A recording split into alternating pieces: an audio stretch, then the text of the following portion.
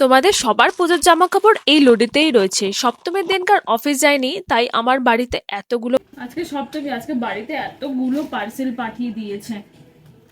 এখন আমি বেরোচ্ছি 5টার সময় পার্সেল দিতে। মা নাইটি পরে তো সাইকেলের সামনে চলে এসছে। আর এই ডেলিভারিগুলোর মধ্যে সবার চেয়ে বেশি বিগ বিলিয়নার্সের সেলের যে ফোনগুলো, সেগুলোই বেশি আজকে ডেলিভারি ছিল। আর দেখো বিড়ালের খাবারও দিয়ে দিয়েছে। আর আজকে সন্ধেও হয়ে গেল কাজ করতে করতে। আর লাস্ট এই ডেলিভারিটা করে কিছু খেয়ে অফিসে গিয়ে দেখি বাবারে বাবা, এতগুলো পার্সেলের লোড এখনো রয়েছে কালকের জন্য। আর সবারই পুজোর জামা কাপড় এই লোডে রয়েছে।